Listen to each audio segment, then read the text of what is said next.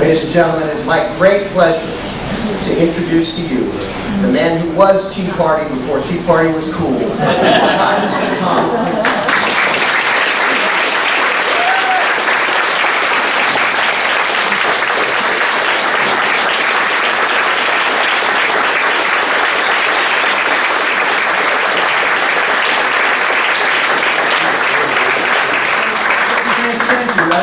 Nicest introductions I've ever had.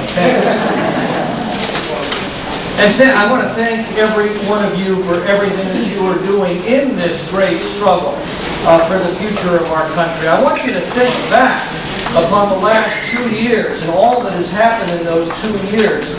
It's the Tea Party that's made it happen. I mean, if you think about why is it that the American left is so vitriolic in its attacks on the Tea Party? The answer ought to be self-evident. It's because you're winning.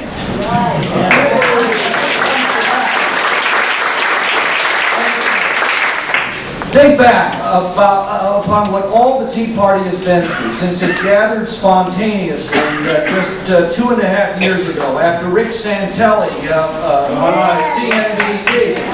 Remember what was going on there? That was CNBC is not a big cable station. This was a little financial news broadcast from the floor of some stock exchange someplace where he was saying, "You really want to pay your neighbor's mortgage?" And the whole floor says, "No." And he said, "We need a Boston Tea Party again." And now back to the studio.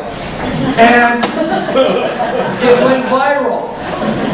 And from the four corners of the country, the American people rallied to those self-evident truths that Rick Santelli invoked that day.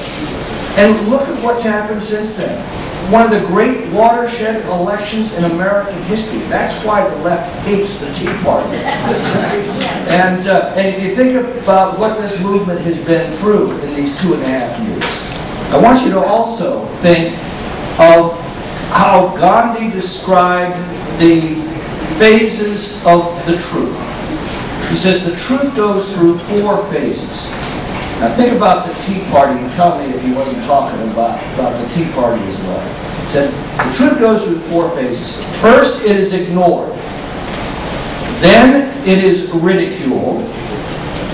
Then it is viciously attacked. And then it is accepted as self-evident. So congratulations, folks. We're 3/4 of the way there.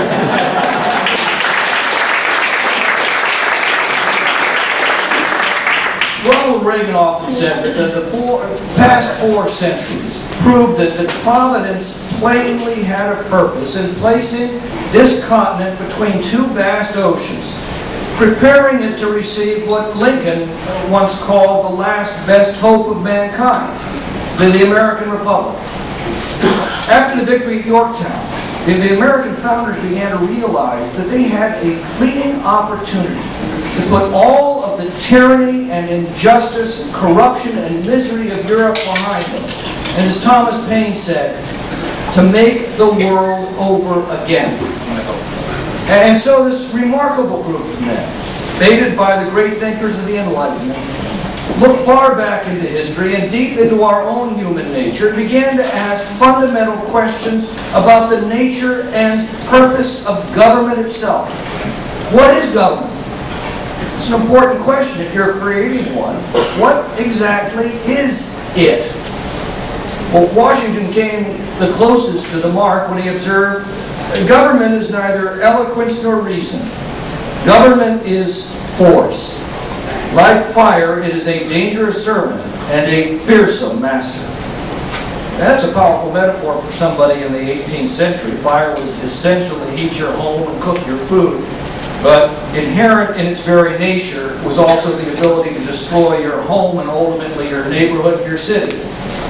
And if you think about it, government is precisely and exactly force. That's all it is. Every law that we pass, from the law that says you've got to stop at a stop sign to the law that says you can't punch somebody in the nose, every law ultimately ends up being enforced at the point of a gun.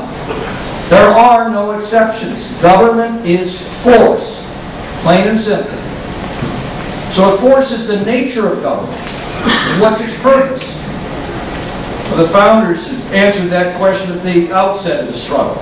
And it's a uniquely American answer.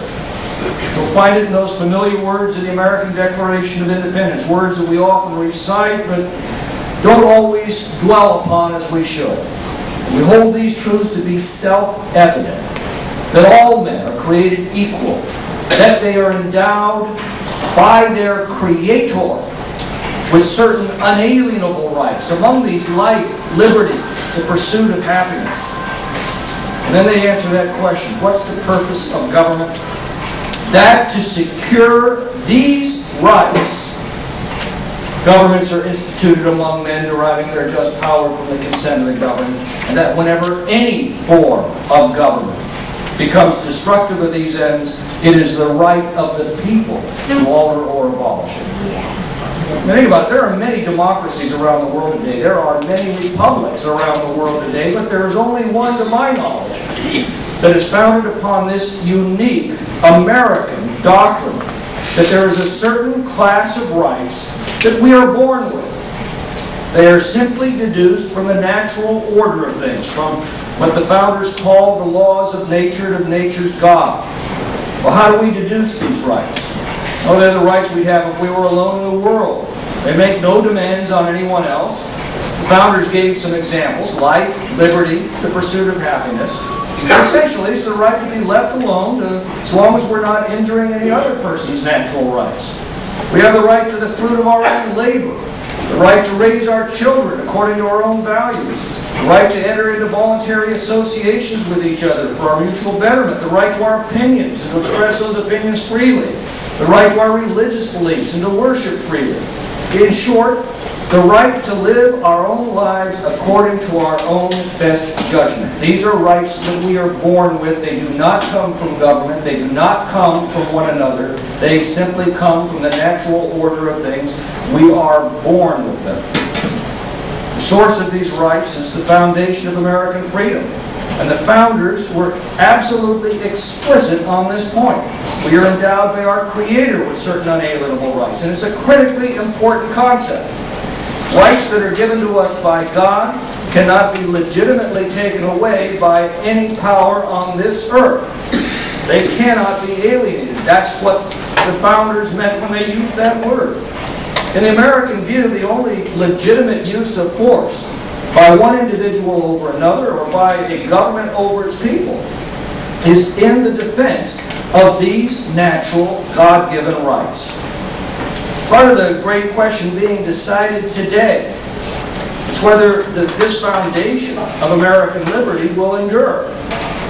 In the American view, we can repeal the Bill of Rights, but that doesn't change the fact that those rights still exist.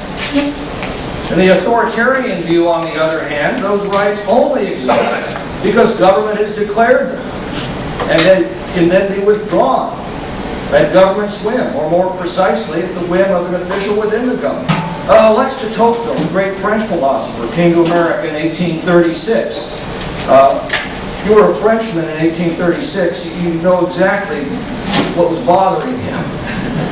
He came here ostensibly to study prisons, but what he was really after was the answer to this question. The American and French revolutions were fought within 13 years of each other. And in fact, the French Revolution was inspired by the American Revolution. They were fought on exactly the same principles. They were fought against exactly the same kind of monarchy, with the same avowed goals. One had blossomed into this magnificent success, the American Republic. The other had culminated in one of the most ghastly failures in the history of the world, the Reign of Terror. And de Tocqueville wanted to know, what was it that the Americans did so right that we did so wrong? So he traveled to America and wrote one of the most perceptive observations about our country ever written. And in democracy in America, one of the prevailing themes was this critical difference. It says the Americans believe their rights come from God. We French believe our rights come from government, or more precisely from the Committee on the Rights of Man of the National Assembly.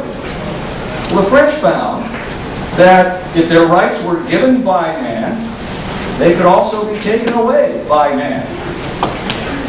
Rights that are given to us by God cannot be taken away by any earthly power. Do the Americans believe in God, de Tocqueville asks? He says, I don't know. Who can look into the heart of a man? But I do know this. The Americans believe that this concept is absolutely essential to the preservation of their liberty. Well, having answered these fundamental questions about the nature and purpose of government, the founders then went on to work to fashion a government that would be strong enough to protect these God-given rights, but not so strong as to threaten them. And that's not an easy question. And in Federalist 51, Madison put the problem quite clearly. He said, but what is government itself but the greatest of all reflections on human nature? If men were angels, no government would be necessary. If angels were to govern men, neither internal nor external controls on government would be necessary.